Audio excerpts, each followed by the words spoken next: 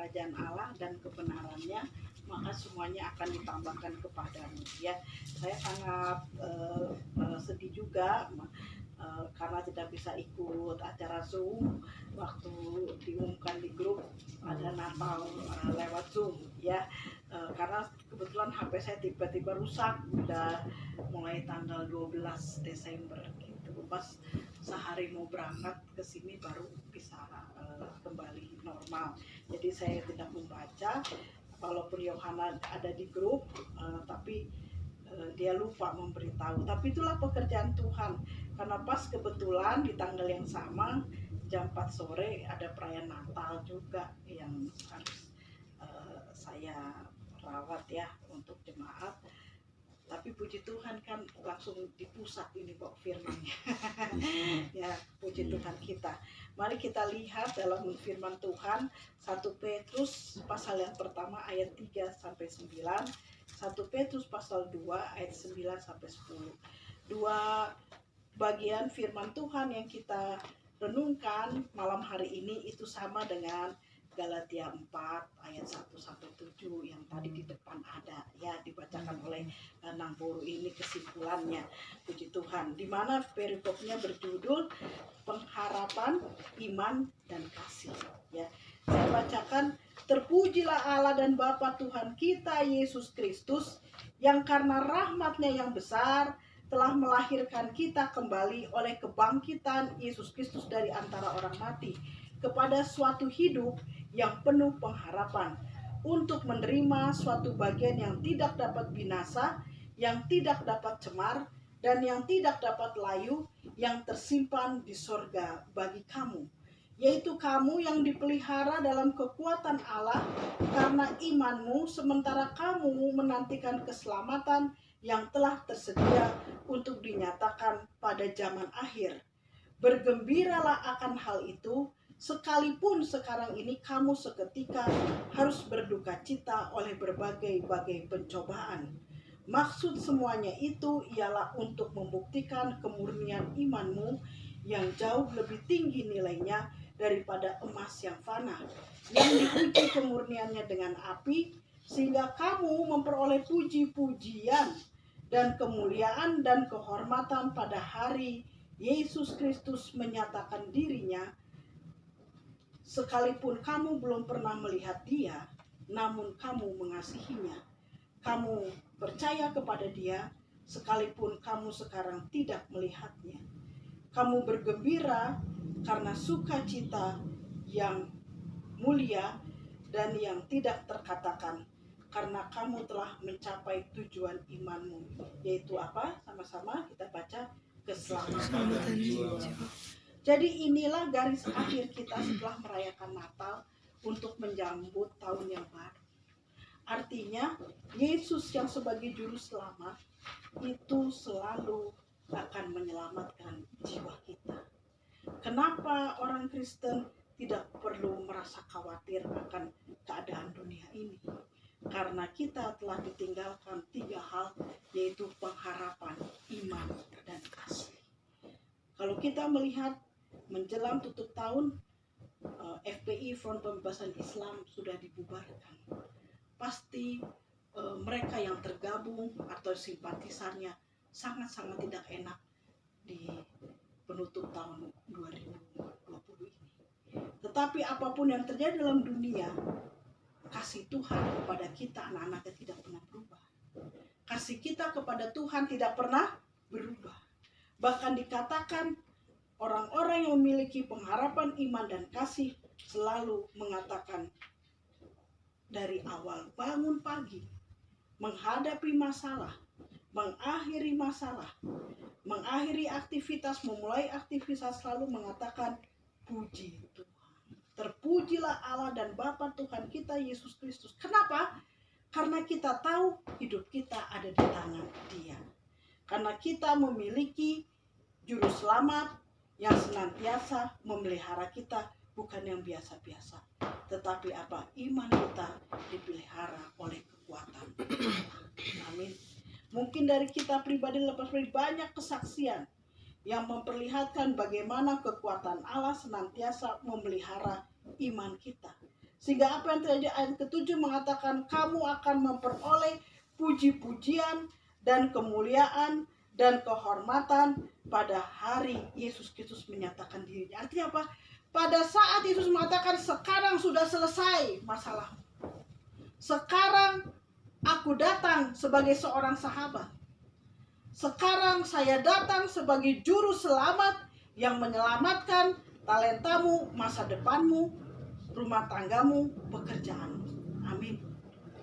Itulah yang menyebabkan tidak mungkin anak-anak Tuhan memasuki tahun yang akan datang 2021 tanpa pengenalan akan kasih Tuhan lebih lagi. Mungkin dulu kita mengenal damai sejahtera, tapi sekarang kita mengenal kuasa dari damai sejahtera. Artinya apa? Ketika damai sejahtera itu dipelihara, ada kuasa, tidak ada rasa takut dan khawatir. Kalau tidak ada rasa takut dan khawatir, badan yang sakit ini sembuh dengan sendirinya. Orang-orang yang ingin mengganggu apa yang sedang kita bangun bersama Tuhan akan berlalu dengan sendirinya. Iblis sangat takut dengan damai sejahtera. Oleh sebab itu kalau kita mengatakan shalom, sebenarnya doa Bapa kami itulah yang sedang kita undang dalam perkataan shalom itu. Amin. Begitu juga dikatakan ayat ke-7, maksud semuanya itu ialah untuk membuktikan kemurnian imanmu yang jauh lebih tinggi nilainya daripada emas yang fana, yang diuji kemurniannya dengan api. Jadi iman kita harus selalu dimurnikan, karena visi dengan ambisi beda tipis. Ya, antara ingin memberi dengan takut kekurangan itu beda tipis. Antara ingin berhasil dalam sekolah tapi godaan untuk tidak belajar juga selalu ada. Ya, oleh sebab itu Tuhan izinkan kita mengalami tantangan, kita mengalami ujian, supaya iman kita dimurnikan lagi oleh Tuhan. Amin. Supaya kita melihat apapun yang terjadi dalam kehidupan kita, kita senantiasa membutuhkan pengharapan dalam Kristus Yesus. Amin. Kadang-kadang berlalunya waktu, kayaknya iya juga ya kata orang ini gini, kita ikut aja dah. Katanya ini begini, coba-coba kita ikutin. Tapi kalau ada pengharapan dalam Kristus Yesus, pada saat kita mau keluar dari kasih karunia Tuhan, Roh Kudus itu akan menuntun. Supaya kita kembali lagi ke tracknya Tuhan. Kita kembali lagi kepada iman yang murni. Dan orang yang selalu bisa memelihara kemudian imannya, itu mengalami puji-pujian daripada Tuhan. Amin. Tiba-tiba dia bisa mengarang lagu. Tiba-tiba dia bisa bernyanyi lagu yang sudah lama dia lupa. Itu tandanya imannya yang murni menyenangkan hati Tuhan. Amin. Orang yang bisa memelihara imannya, cirinya dia akan selalu mengalami kegembiraan, ada joy, sukacita. Tiba-tiba dimanapun dia berada, orang-orang merasa terhibur. Dimanapun dia berada, orang-orang merasa Tuhan juga ada bersama mereka. Inilah yang dimaksudkan Tuhan. Di tahun yang akan datang apapun yang terjadi, tapi hidup kita tetap berdampak bagi kerajaan surga. Amin. Karena dia akan terus menjadi juru selamat yang akan menyelamatkan jiwa kita. Karena Yesus adalah suatu pribadi, tapi iblis juga ada suatu pribadi yang ingin menggeser jiwa kita keluar dari rencana Tuhan. Tetapi yang Tuhan mau di tahun yang akan datang, tetap iman itu selalu bisa kita murnikan kembali untuk Dia, Sang Raja di atas segala raja. Amin. Kenapa iman itu dimurnikan kembali? Karena firman Tuhan dalam 1 Petrus pasal kedua ayat 9-10 mengatakan, inilah akhir dari Omega itu. Karena alfanya Yesus datang ke dunia saat Natal sebagai juru selamat. Tapi omeganya ayat 9-10 saya bacakan dalam 1 Petrus pasal kedua. Tetapi kamulah bangsa yang terpilih, imamat yang rajani, bangsa yang kudus, umat kepunyaan Allah sendiri, supaya kamu memberitakan perbuatan-perbuatan yang besar dari Dia yang telah memanggil kamu keluar dari kegelapan kepada terangnya yang ajaib. Ayat 10 mengatakan, kamu yang dahulu bukan umat Allah, tetapi yang sekarang telah menjadi umatnya, yang dahulu tidak dikasihani, tetapi yang sekarang telah beroleh belas kasihan. Adalah sukacita yang besar ketika tiba-tiba kita dimampukan untuk mengenal kasih Tuhan lebih lagi. Amin. Sehingga orang melihat, wow, anak Tuhan itu dahsyat ya. Nggak pernah tuh ada FPI gaya orang Kristen membela Tuhannya. Karena Tuhan kita tidak perlu dibela. Dia datang untuk menyelamatkan umat manusia. Jadi manusia itu bersama Tuhan Yesus hanya tinggal menikmati apa yang sudah Tuhan percayakan dan Tuhan janjikan dalam hidup kita. Amin. Ya. Kenapa harus pelihara iman yang murni? Karena kita ibarat yang raja. Kalau raja makannya sembarangan nggak? Mungkin sayurnya sayur organik, nggak mungkin sayur yang biasa-biasa. Ya, yang meraciknya juga level Bapak Abigail kali, ya, dapur istana. Wah, dilihat dulu latar belakang pendidikannya, kecepatan memasaknya. Itulah yang Tuhan punya buat kita, anak-anaknya. Amin. Bukan makanan-makanan yang sembarangan, bukan berkat-berkat yang berantakan, tetapi makanan yang mampu menjadikan dunia ini bersukacita bersama kita, anak-anak Tuhan. Amin. Ya, contohnya apa? Ya, hanya dengan kasih Yesus Kristus di hari Natal di tahun ini, di penghujung tahun, siapapun yang mau menghambat pekerjaan Roh Kudus, Tuhan batalkan. Ya, kita lihat FPI dibubarkan. Ini dampak dari Natal. Amin. Berapa tahun yang lalu di Aceh ada tsunami karena mau Natal, anak Tuhan dihindari untuk merayakan Natal. Tuhan bawa ke gunung-gunungan tinggi dan di sanalah terjadi bencana. Jadi orang-orang di luar iman pengharapan kan dalam itu Yesus akan melihat bahwa hanya di dalam Yesus Kristus ada sukacita, ada kemenangan. Dia sendiri yang datang memberkati kita. Dia yang datang memberi makanan khusus. Dia yang memberikan kita talenta atau kepercayaan untuk diberkati dan menjadi berkat bagi banyak orang. Amin. Nantiasalah memelihara kepercayaan Tuhan bagi kita menjadi imamat yang rajani, bangsa yang kudus. Tuhan Yesus memberkati. Amin. Kita nyanyi satu lagu bahasa Indonesia, tapi sebelum berkat kita akan nyanyikan lagu nomor 63 yang tadi ayat 112, Yesus Bodo Sai Potong. Kenapa? Karena ini lagu kesukaan Bapak.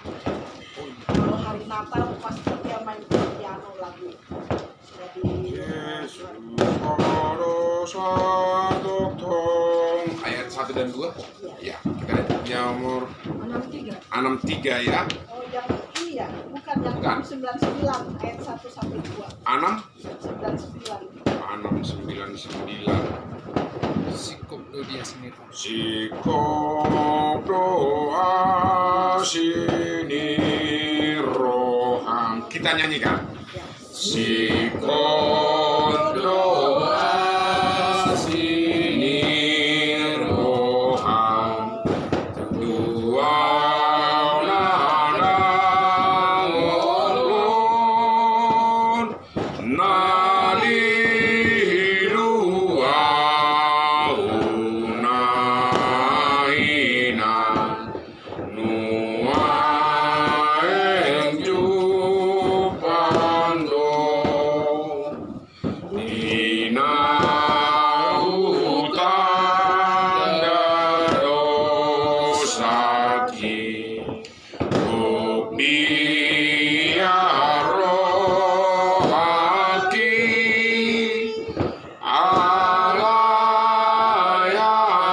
alayalani asimi mardame rohaki. Memang baru tutup lagu syafaat ya. Dari dua syafaat nanti berkat dari dua syafaat